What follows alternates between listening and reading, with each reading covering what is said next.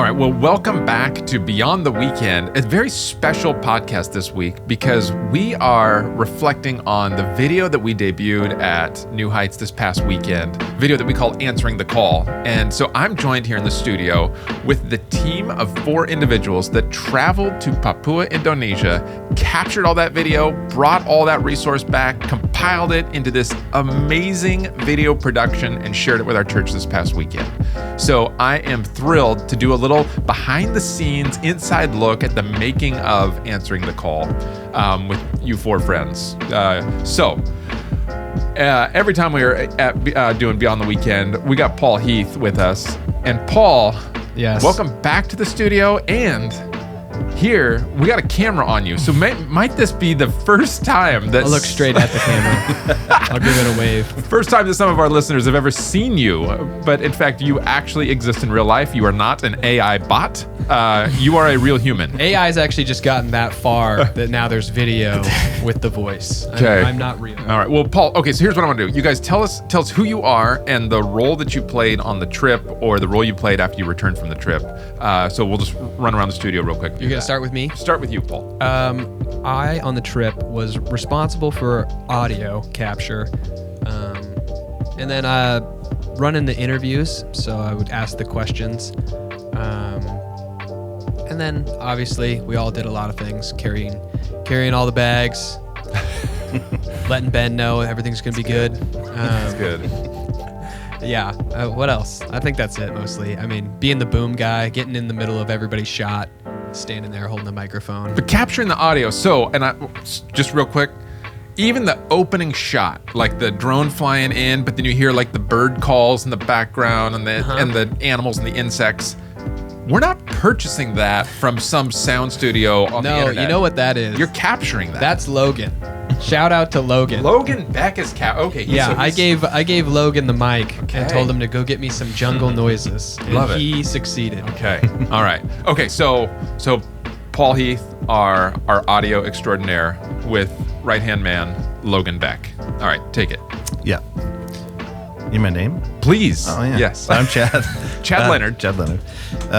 And my role on the trip was travel guide. So I've been a number of times to Indonesia, to that island specifically, and know a lot of the people, and I've made the trip a couple times. So I got to just take these guys and show them the way, I guess. Yeah. And so also with Paul, like just hauling gear around, and then during the time we were setting up and getting interviews ready or whatever, then I was just chatting with my friends, talking to the people there. And It's always really nice to have someone that's not looking at a camera or listening to audio, that's just sitting in the room, being the outside ear that's like, oh, do you guys hear all those cicadas? You're like, yes, yeah, we hear them. But, Yeah. but it's really invaluable to have somebody like Chad to just be able to sit there, and it doesn't feel good to sit in the chair with lights on you for an hour while we're setting up. And so for Chad to be able to just hang out, chat, break the ice. It's so nice. Yeah, It's set everyone at so ease. nice. And also, I mean, I know Ryan said in the video, he said the minimum that it takes to get there is 36 hours. I've traveled there many, many times, and I've never gotten to that island in 36 hours. Almost always 3 full days. So when we say that you're the travel guide, I mean, to navigate literally around the world, 3 days there, 3 days back, all the different layovers, hotels, little transit moments, all of that. Yep. The travel guide, I mean, that is a full-time job with a group of 4 and all the gear. And I want to ask you about gear in a few moments, but we'll get there. But first, we're going to keep jumping around the studio. You, my friend, give us your name, your role on the trip. Yeah, I'm Ben. Ben Rhonda. Ben Rhonda. Been in Paul's seat a couple times. So, on the trip, I was in charge of just capturing stuff. And keeping the gear in check, assembling the rigs, make sure everything's working to the best of its abilities. And, There's no title big enough for what Ben was doing. Ben could just be everything that you saw. At the end of the day, Ben has to edit all of this. So not only is that a ton of work, but in the capturing, every time we're capturing something, we then look at Ben and go, Does that seem right, Ben? Because you're the one that's going to have to edit this at the end of the day. Yeah. So, Did we get it? yeah, how it looks, how it feels, the storytelling, all of that stuff, all of that's Ben. So, great job, Ben. So title, Superstar Ben, but then underneath all that, it is cameraman, director, producer, Editor. videographer, editor, key grip, camera grip, Director of photography. Director of Let's just stick with Ben. Just Ben. It's just being a Ben. Yeah. Ben Ronda. Okay. There we go. Yeah. And you spend hours and hours staring at your computer after you returned, editing all that footage down. yes. And we're going to get to that in a few minutes. Yep. But right now, we're going to keep spinning around the studio. Last friend joining us in the studio, Mr. Nate Ships. Yes, my name is Nate, and I was holding the camera with Ben, helping out wherever I could, setting up lights, tearing down stuff, hauling gear, all of it. But yeah, Getting stopped by security. Stopped by security. getting stopped by Multiple security. times. Nate looks like a hoodlum or something. He got stopped everywhere Are you all serious? the time. Yeah. Okay, so I let's. don't think there's a security that I didn't get Well, stopped also, I will say, if I'm going to talk about Chad and Ben, and I'm also going to talk about Nate, because Nate was also invaluable, because Nate brings to the table just a level of taste that is hard to teach. It's hard to get somebody that's running a camera. You got to tell them what to do all the time, and you don't have to tell Nate what to do. And Nate also went as a volunteer on Right. this trip. So Nate is the only one in the studio who's not a staff member at New Heights. You are volunteer extraordinaire. So you volunteered your time to go do this trip, to join the New Heights team, the production team, to go capture this. But by trade, you're a videographer, video producer. You're a by Ben, trade. but somewhere else, right? Yeah, I do Ben's job at another place. Okay. Yeah, so. All right, so you joined the New Heights production team for this particular trip, and apparently got stopped by security along the way, which brings us to travel. So again, we will get to the island. We'll talk about what happened on the island, but even the travel there. One of the prayer requests that you guys had was, we're bringing all this camera gear, the sound gear, lighting gear. Please, Lord Jesus, help this gear to make it there. And it'd be nice if it made it back home too. So talk to us about the travel with the gear. What was the headache? What was the challenge? Well, you got to hear Ben talk about the packing that he did. Okay, like, let's do it. Ben is the most thorough guy that there is, and Ben packed for this trip like nobody else. There's a balance because we are not a giant production company. So, but true. we're also bringing stuff that isn't insignificant on this trip. And so, For example, the average guy says, "Well, I'm going to capture video with my iPhone." Yeah, you yeah. guys are not traveling with a suitcase full of iPhones. You're traveling with gigantic cameras and all that, Yeah, yeah. lenses and everything else. so there's a lot of factors that go into what we were allowed to bring and not allowed to bring. And some of that was just weight. So I bought 3 and you want to bring, first let's start with, you want to bring all of your essential stuff to create on the plane with you. That needs to be with you. So if you lose it in transit, Right. like your other stuff, you can still So cameras, lenses, the batteries, yeah, yeah. cards, Audio equipment. maybe a light, but even then, audio equipment. So we had 2 camera cases and then basically an audio case for Paul. And then we had a bunch of totes with stuff that would be nice to have. And all of that had to be, under a certain weight limitation. And so there was lots of spreadsheets and math and spreadsheets and scales. And Yeah. Have Right. you ever seen Apollo 13? Ben has never seen Apollo 13. This I is told like him an he needs to Apollo watch it. mission, but we're going around the world, not out of this world. Yes. Okay. Ben sent us a text, I think 3 or 4 weeks before we left, with a picture of his clothes packed already. 3 or 4 weeks early. Yes. And I had to ask the question if we actually left that weekend. And I didn't know it. Nate was actually like scared. Nate was like, "Wait a minute, when are we leaving? Yeah. We're not leaving right now." So funny. That's good because Ben, you are so organized. So you got all the gear that you've tallied and tracked, and you know which bin it's in, and which stuff is getting checked, and which stuff is being hand carried onto the airplane. But again, one of the prayer requests was it makes it through customs once you land in Indonesia. Yes. Right. And so why was that a concern? Why were we worried that the stuff was going to get confiscated in Indonesia? Jack can talk to that. Yeah, there's like two things with it. One is Travel guide. I love that this is your moment. Chad's like, I'm the travel guide. Here's why. one issue is it's expensive equipment, and anytime you have that, it flags like, what are you doing with it? Are you bringing it in to sell it? What is this all for? Mm-hmm. So there's that issue, which is normal. And then the other issue is, Indonesia at that moment is going through a presidential election. And so,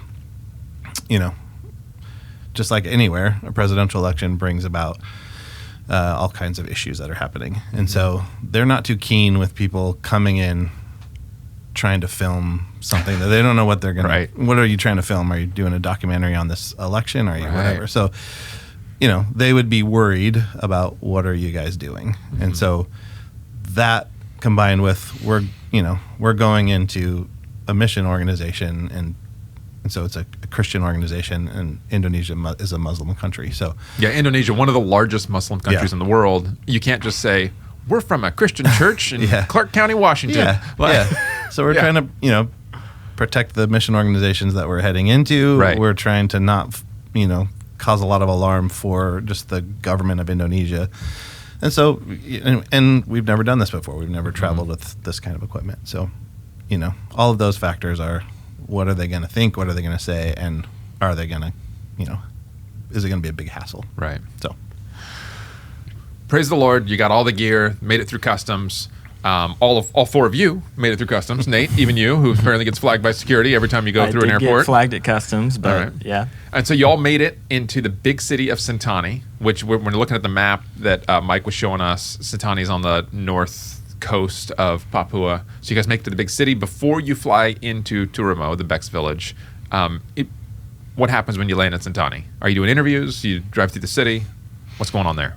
Yeah, we instantly we landed as red eye at 8 a.m.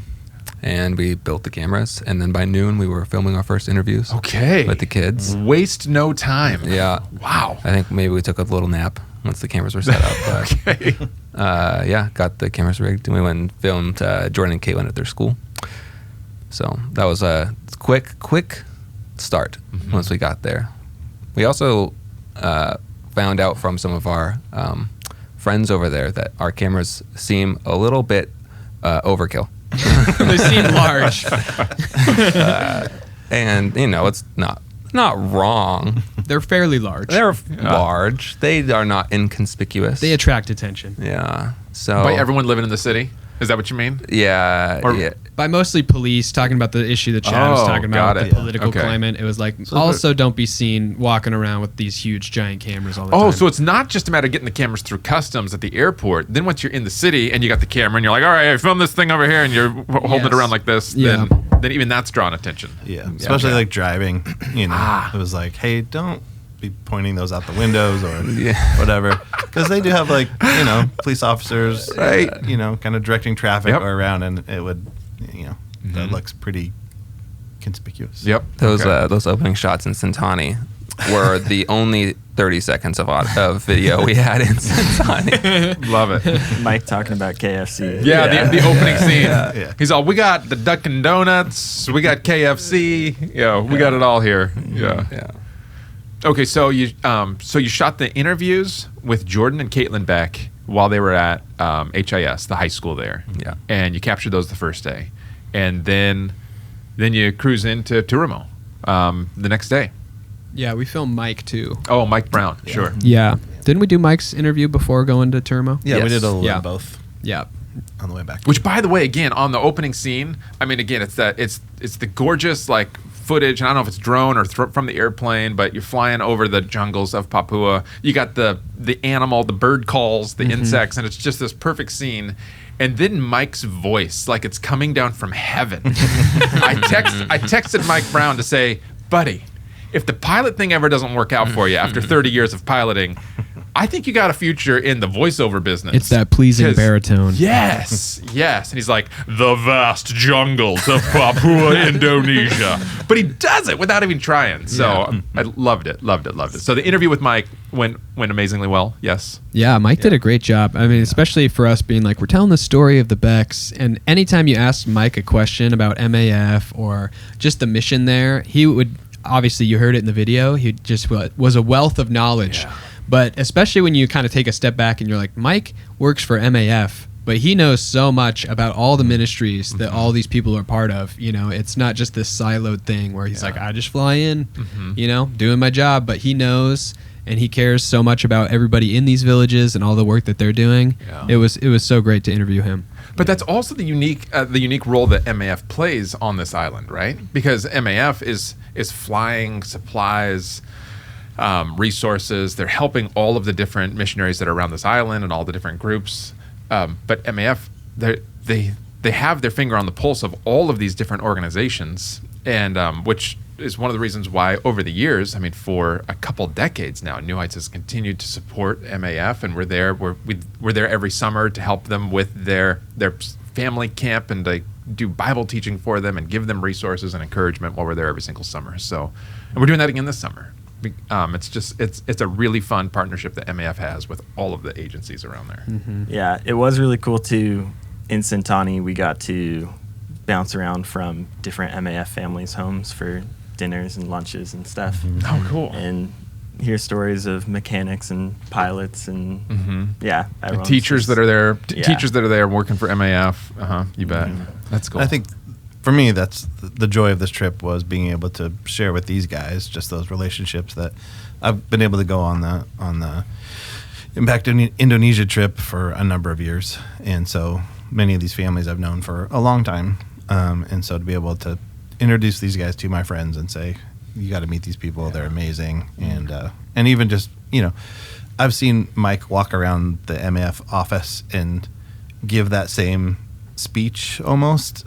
Show you the Bibles in the show you bookcase, the trophy case, show you the map. pictures and the map, and every time he does it, there is a passion within him that is it's engaging, it's beautiful, because he believes in what they're doing. Absolutely. And, so anyway, for me, it was just like stand back and let these guys experience this really fun environment. So. And here's the incredible part is not just that you three or you four are experiencing this from Mike, but our entire church gets to experience it. Like, because again, like you, Chad, I've been able to hear Mike share that, but then to share that with our whole church, it lets our church know, here's what the Lord's doing around the world and this side of the world. And there are people like the Becks who are translating the Bible. How fascinating is that? More than 200 languages represented on that island, 9 complete Bibles, 42 New Testaments. So the great work has happened, and great work is still needed. So it was super fun for our church to get a snapshot of that. So then you guys move from there, you fly into Turamo, and you're with the Becks now. Tell us about that flight in and then landing there, showing up on an airstrip like that. Like on the video, you see this little tiny, like bright green patch, and you're like, that's the airstrip. We're about to land an airplane on that in the middle of this jungle. First time for you three. Yeah. Me and Nate got to go on a flight earlier that day to cool. a mountain village. Nice. Which was really cool, and it was also kind of the landing strip was like a hill. So you kind of like land up the hill, Yeah. and then when you take off, you kind of just like go off the cliff a little bit. Yeah, you turn back down around, and then you go down the hill. And off the side of the mountain. But that was really cool. We got some of those shots of the mountains on that, and like it was really fun. But it was also a little like it wasn't as scary as I thought the plane ride was going to be. I wasn't like super scared to be on the plane, but I was like, oh, you know, the turbulence on a plane that small, like throw you around. Which also we had some pretty good weather, so it wasn't really that bad. It was just a really enjoyable plane ride. good. So I really liked it. It was a little scary. Well, going into Turmo, Mike wanted to just inspect the airstrip, so he going in just does a flyby. Yes. But everybody not on a headset, so like Nate, Chad, and Christy are like, we're coming in pretty fast. Yeah. like coming in towards the airstrip, and they're like, we should slow down. Like this is kind of scary. You're like 50 feet off the ground at that point. So Yeah. you're really like flying fast, flying low. Yeah. Where the tops of the jungle trees are just flying past your window. Yep. Yeah. Which was exciting. And then hitting the ground. Hold on. Was, Paul says exciting. Nate, exciting? It was exciting. Frightening? Yeah. All right. When we were flying into that mountain village, Paul was in the back seat, and in the back seat, you you can't really. Oh, see I don't know what's anything. going on in the back seat. It wasn't so scary back there. Yeah, well, you're just looking out the window to the side. You can't see what you're like coming onto. Yeah. like you can in the front That's seat. true, though, yeah. And that was a little scary, but it was cool. It was really cool. Yeah. Okay, so that's a pretty exciting moment when you finally land in Turamo, because now all the planning and preparation to get to go visit the Becks, now you're there. You look out the window and you see the Beck family standing outside their house just on the edge of the airstrip ready to greet you. You step off the airplane, and then tell me about it. What's it like stepping off the aircraft? Yeah, you're surrounded by just people. Everyone heard the plane fly over, Yeah. so there's just lots of people. And it was cool to see. It was hard balance for me. I got out of the plane and I was trying to balance personal greetings, but then also just like capturing that moment or whatever. Oh, I bet. Being like I gave April a hug real quick, and then like just was like running around with the camera, filming interactions and stuff, just so we had it. But yeah, it was a really cool experience just to step off the plane and everyone's looking at you like, what's going on? And anyway, Yeah, for I was gonna say, going into the village before getting there, the one thing that everybody has to say is that it's hot there. It's hot in Indonesia, period. Yeah. And then everybody in Sentani is like, "Oh, you're going to Turmo? That's really hot there." Really hot. And you're like, "Wow, okay." And I these feel are like it's people hot here. who have lived in Sentani in Right. super crazy heat all Yeah, the time. yeah, the temperature in Sentani is no picnic. Yeah. It's hot in It's Sentani. And if Yeah. they're telling And you, humid. Yeah. oh, it's hot and humid in Turamo. Yeah, every person had to tell us that. So I was anticipating just sweating nonstop the whole time we were there, and I did. Yeah. Okay, so as long as you bring it up, I mean, it's one of those things that it's like, obviously that's not the feature of the Beck's Village, but it's a feature. I mean, Ryan humbly said, for the 10 years that we've been here, it's never been above 70-something degrees. And what we got to remember is 70-something degrees in the middle of the coldest night. It's still never above 70, which realistically on an average day, how hot on an average day was it when you were there? Temperature plus humidity equals what's it feel like outside? I think honestly, we had a pretty unique experience. It was not as hot as it typically is there. Don't get me wrong, it was hot, and I was sweating. But I think, from Ryan and April's perspective, they're like, "Wow, you guys kind of brought the cool weather." Okay. But I mean, there were days when it was 95 to 100, and Okay. I don't know, Sunday. 75% humidity. 95 to 100 degrees. Yeah. Thanks for bringing the cool weather Yeah, with 70% humidity. and it did cool down to the first day they said this is the coldest day of the year so far. What? Yeah. near 70. Yeah. Okay. Hey, that's When we got there, it was below 80, and they're like, the fact that it hasn't crested 80 yet means that it's Yeah. okay. Yeah, it was not so bad that first day, but the trick is it rains so hard there at night. So right. and it didn't rain super hard the first night we were there, but the next 2 nights it was raining, and there's a tin roof in the house we're staying.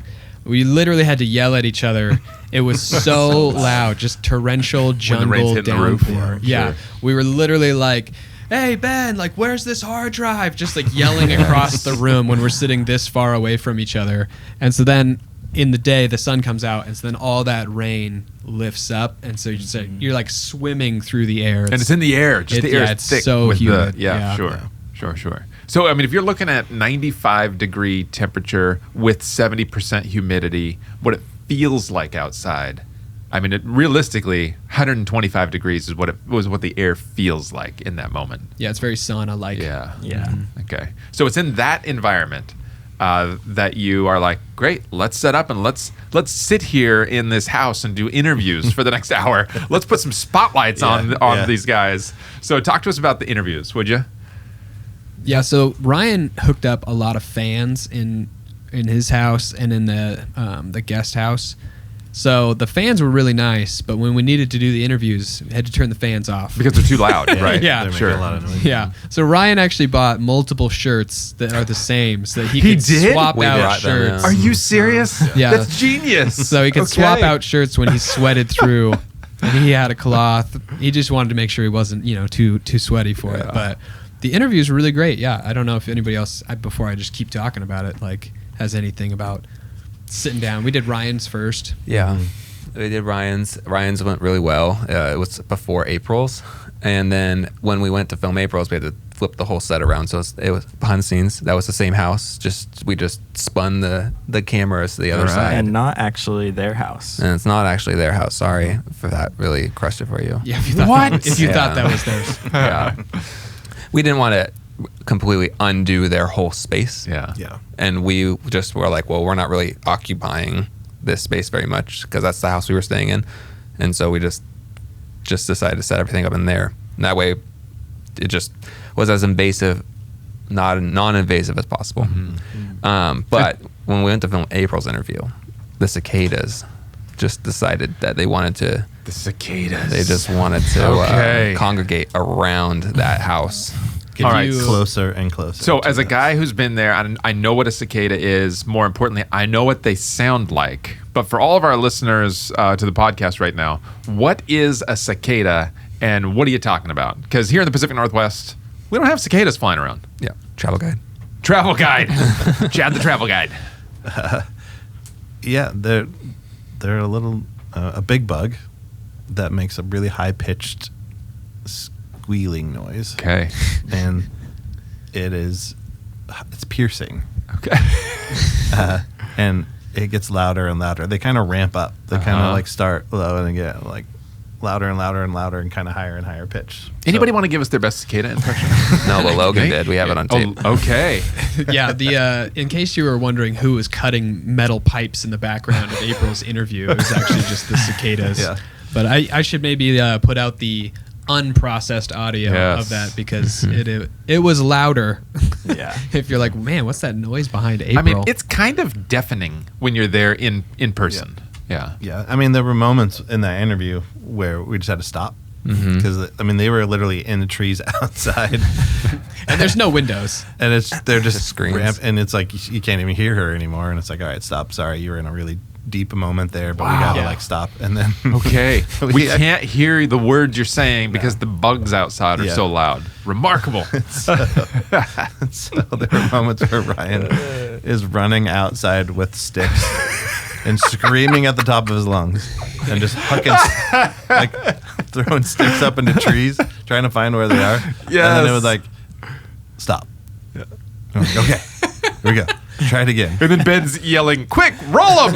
Roll them. Ask the next question. Those are probably the greatest shots we have. Yeah. Are like April's April's interview, like in focus in the foreground, and then Ryan in the background. You just see the tree shake, and You can hear see him a outside You can throwing see the sticks. tree moving. Yeah. this Yes. blurry Thrown figure into it. back Yes. there is throwing Yeah. stuff. Screaming at the top of his lungs. Guys, how do we get access to these clips? We need that. We need that. The We'll make a video supercut of it. video this past weekend, absolutely remarkable. It's totally amazing. Best thing ever. How do we also get like the uncut, like the Ryan throwing sticks into the tree in the background moments? I'll make a supercut of Okay. that interview. Yeah. Ben's Just on all it. the time. I would love to see that. Yeah. Okay, so so you interview Ryan, you interview April, and meanwhile you also got Logan. I mean, Logan, the youngest of the 5 Beck family, he's there. Apparently, Paul's sound engineer. Yeah, not running just up- that though. Yeah. Logan, as we're setting up shots, framing stuff, Logan's looking at the shot and he's like, I think we could use some more color. Yes. And you're like, Logan. and then you look at the shot and you're like, yeah, I guess we could, you know? And he's organizing the shot. He's like helping us frame things. He's moving good. things around. Logan was in it. Yeah, you'd do something and you'd be like, I don't know about that. You know what I Love mean? it. Okay, go love back. it. Love it. Yeah. Logan was so helpful with all of that. That's good.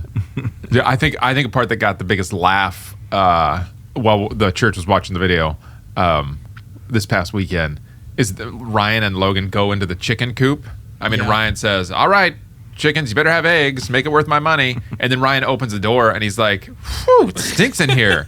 And Logan, classic, like this is what every son on the planet would say. He's like, "Now you know what I got to deal with every day, Dad." It's classic.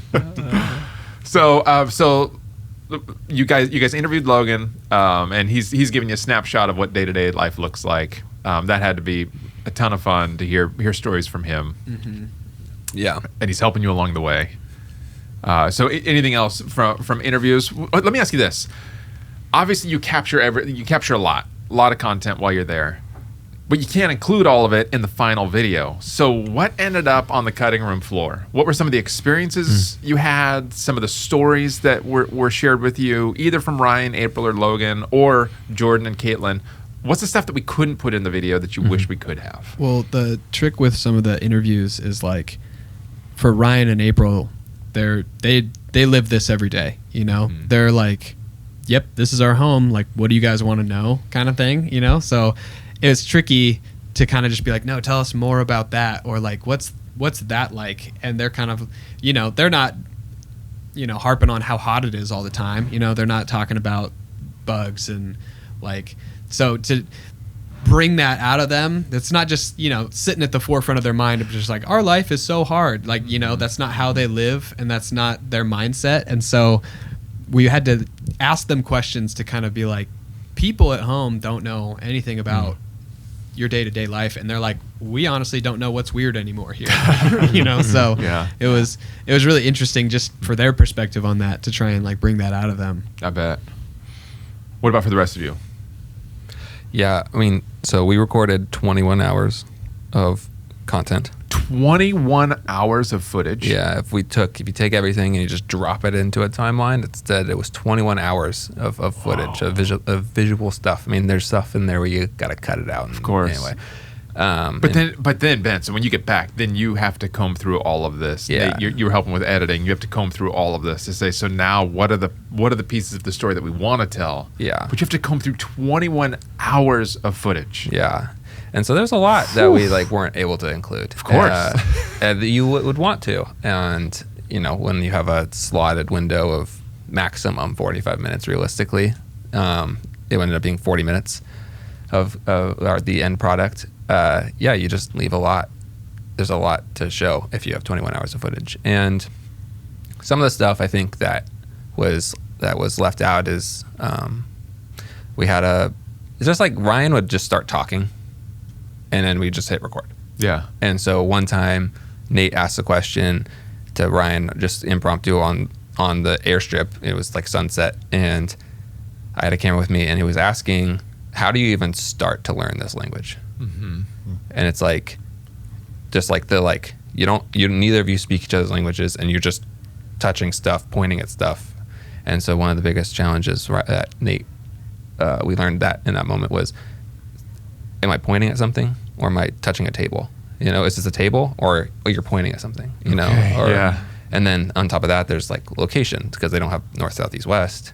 You know, they have Riverside and not Riverside, right? You know, and so yeah, it was just really fascinating to hear some of that you I think would be helpful to know, but like also, is that part of like everything had to come back around and be like, is this helping push the narrative that we are wanting to teach everybody or everyone to take away? Right. Is this helping to elevate that, or is this muddying that up? And so if our goal was to say God uses ordinary people in extraordinary ways,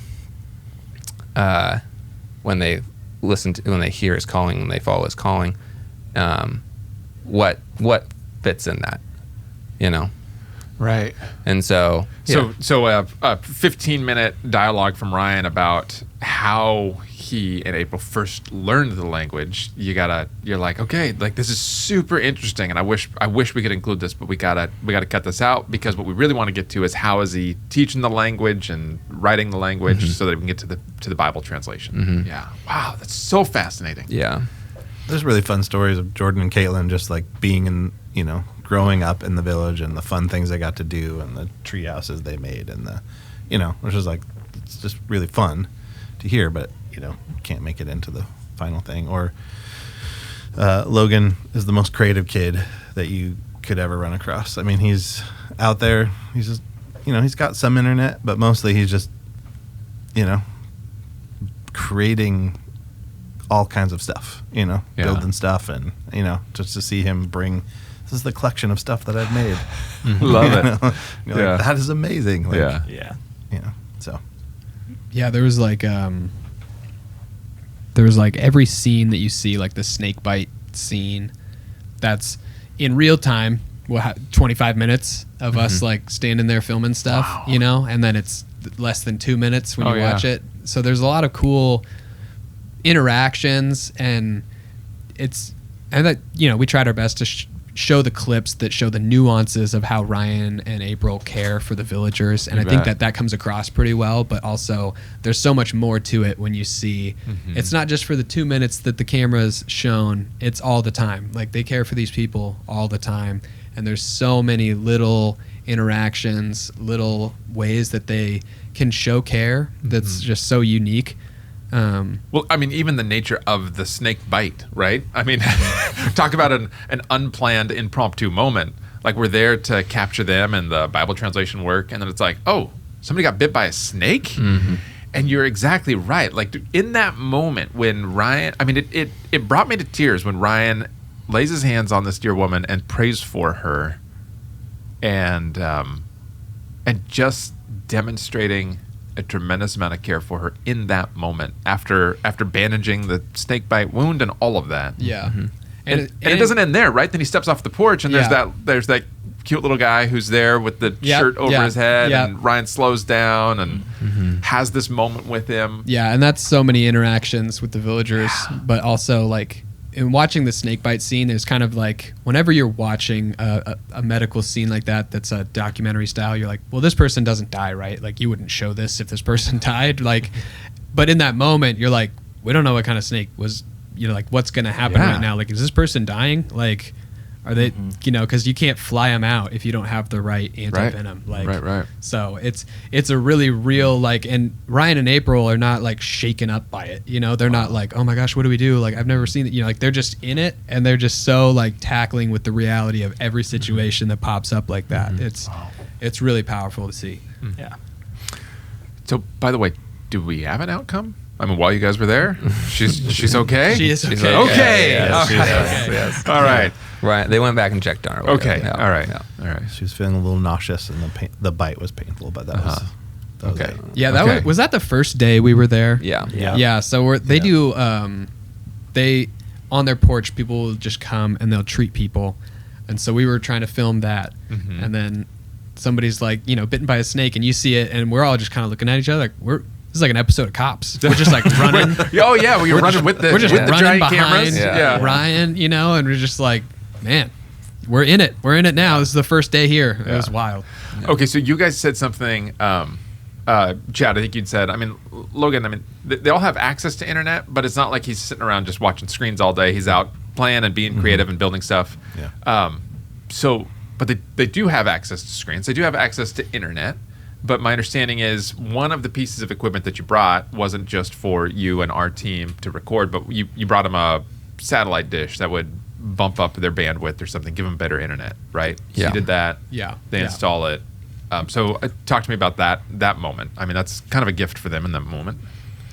Yeah, so they're if you're into internet speeds, that's something you. I'd say the majority of our podcast audience, they're super into internet speeds. Yes, I would have. You know, so the Becks prior to this upgrade that we were able to bring for Ryan had under a megabit down. So, like, their internet was so slow they could text pictures slowly, and it was a pay as you go kind of thing. So it was expensive and super slow. And so we were able to bring them some equipment that was an upgrade for them that went from under a meg to 130, I think was the fastest. 130 megs? Yeah. Okay, so literally 100 times faster. That's faster than my internet. Okay. Okay. Pretty much faster than any coffee shop. Oh, wow. Yeah. All right. Yeah. Okay, so they connect that up.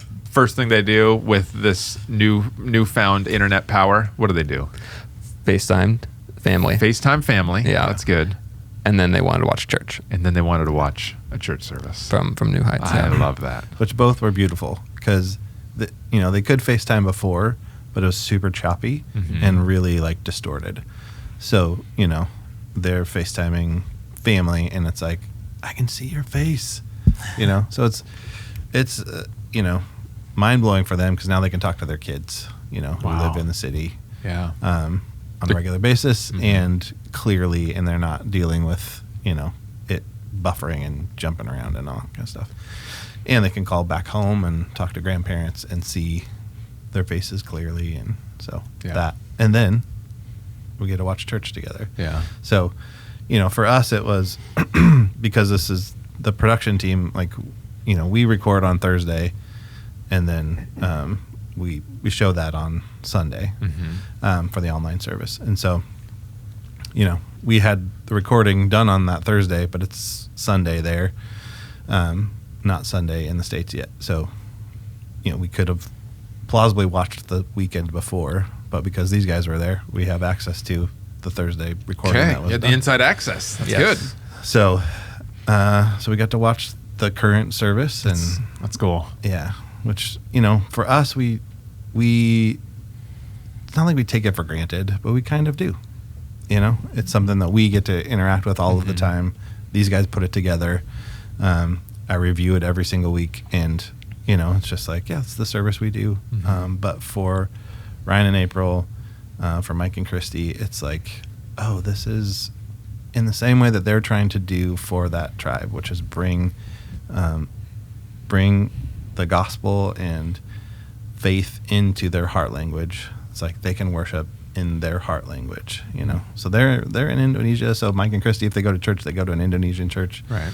They might go to an expat church, but for the most part, they're hearing songs in Indonesian or they're getting translation. And so to be able to worship not only with in your heart language, but they all feel very tied to New Heights. So, there's a connection there for them to be like, this is home. And we get to worship with my heart language and with my people. Yeah. So it was really beautiful. Yeah. And in that moment, they got the four of you, like the Becks. So what would normally be Jordan, April, and Logan. So then they got the four of you plus Mike and Christy. So now there's 9. It's 3 times the size church experience they would normally get, right? So in this one moment, their church worship experience is multiplied by 3. So that had to be super touching. Yeah.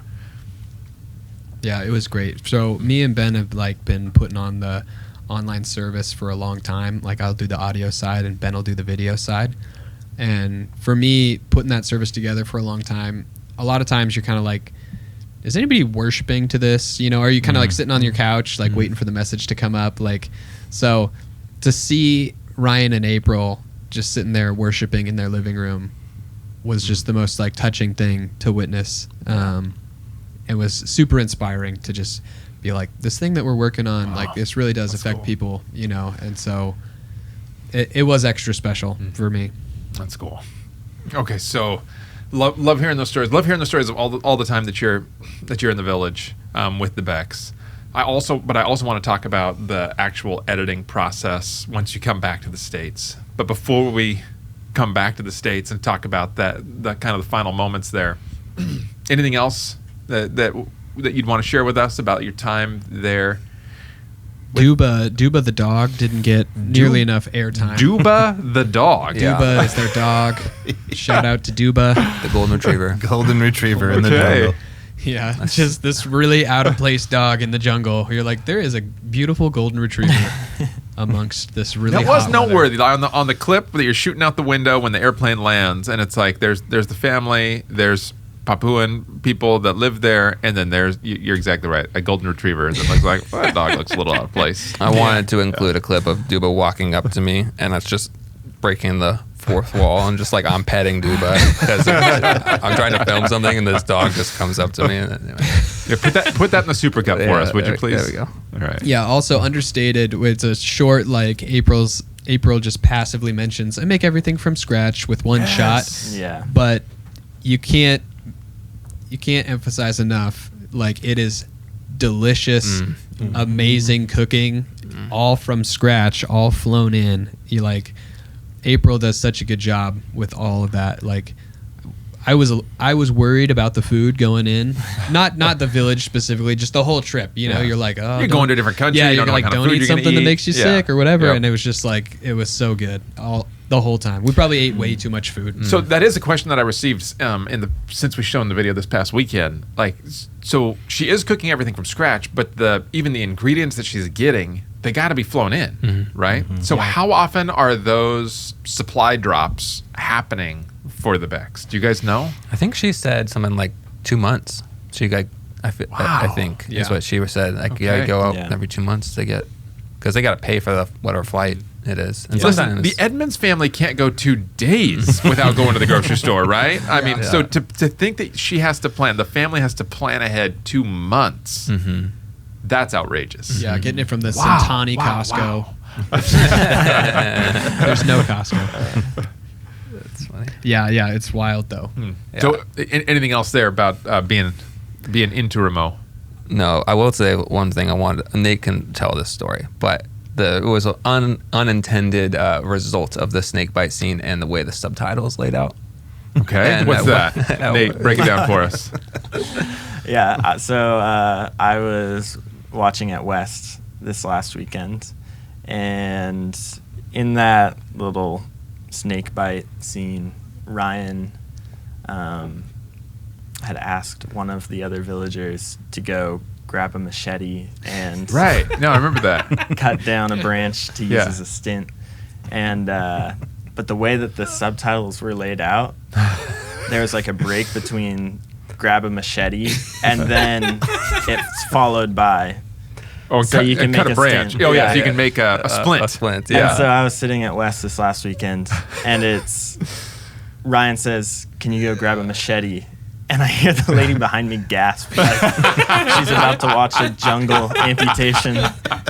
Oh, no. This is a terrible snake bite. You don't need a rating when you're at church. Yeah, They're not going to show it, are they? Oh, yeah. I would understand how that could bring some confusion there. Yeah.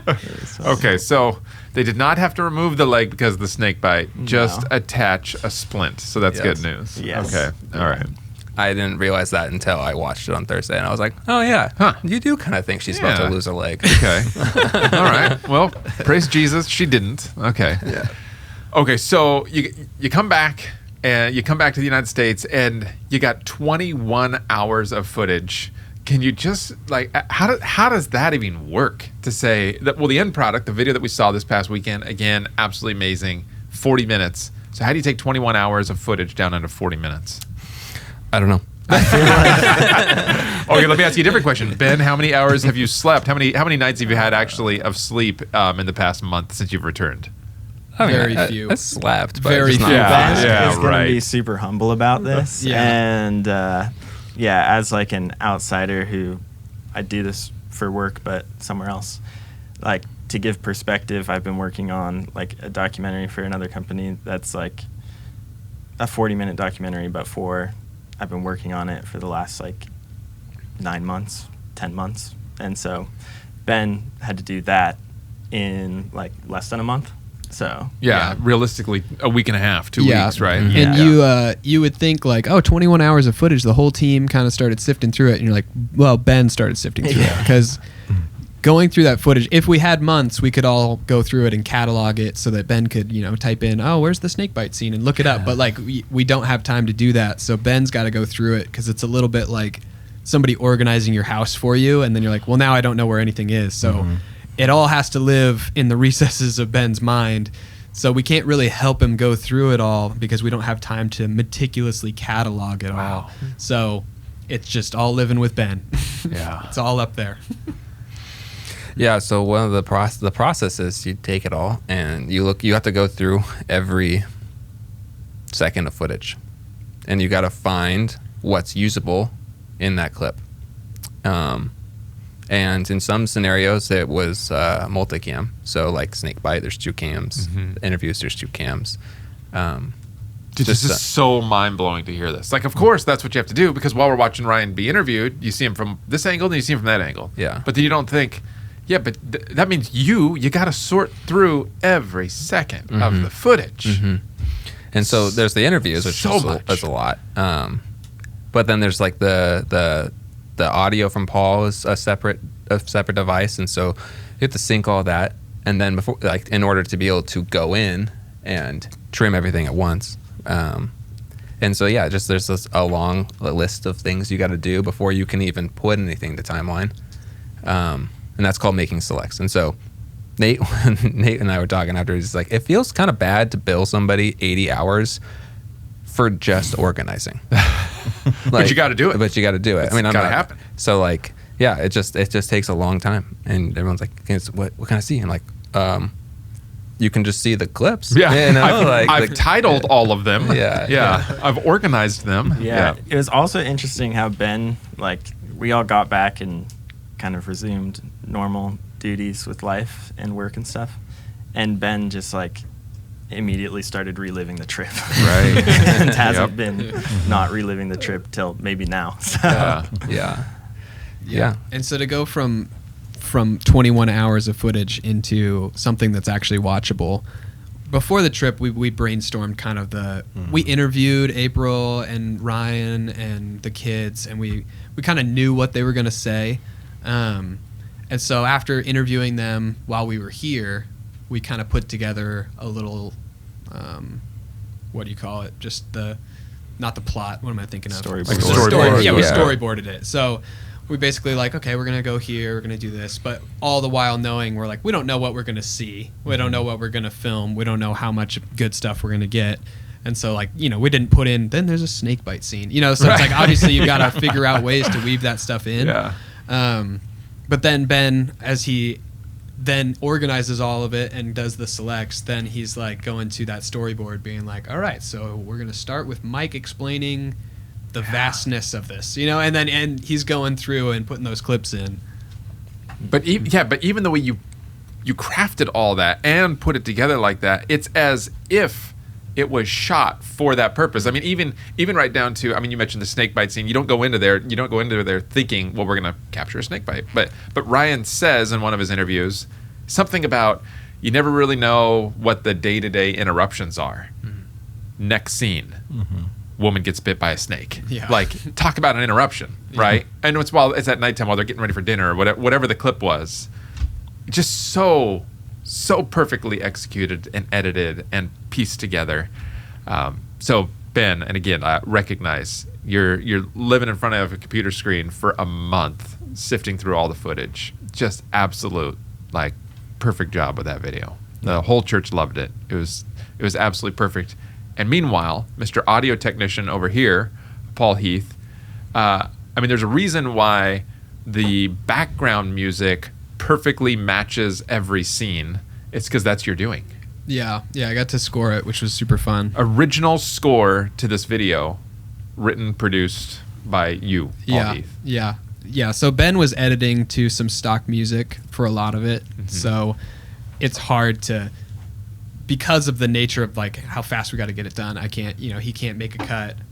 I make music to it. I send the music back to him. Then he recuts it to my music. So he's got to cut a scene to some music. So he grabs some stock stuff and he'll cut it and then he'll give it to me. And basically I'll get rid of the stock music. Yeah, you'll rewrite it. Rewrite it. Yeah. Wow. That's so cool. And then, and one of the things, of course, to set it all up for the church the week before was this trailer. So we said, all right, if you got 21 hours of footage and you're making a 40-minute video, now how do you give the church a 30-second or 60-second like sneak peek of this video in order to invite them back? And so that's what we showed on Easter weekend, the trailer, the sneak peek, the video clip. And Nate, that was all you, right? Yeah, it felt a little bad to have Ben get thrown a trailer on top of everything. So I was able to help out a little bit there. But yeah, I think like there's just so much that could have gone wrong. And like one of the things that Chad was like talking about as we were coming home was just like how kind God was to us through it. And there's just a lot of like looking back at it now, there's like it's all kind of like stacked against you as far as like logistical things that shouldn't work out, and the way it was able to come together really well, hopefully, like just kind of to me feels like it lends itself to like, okay, God, you want our church to hear this story. And so the Lord was clearly at work in the whole process of this entire project. Yeah. So now we've completed the video. You all have completed the video. We shared it with the church this past weekend. The church, no doubt, has had a wonderful response. I feel like our church's heart is open to what the Lord's doing around the world. People get a snapshot of the type of ministry that the Becks are engaged in. So what are any final thoughts, your hope, your prayer for our church?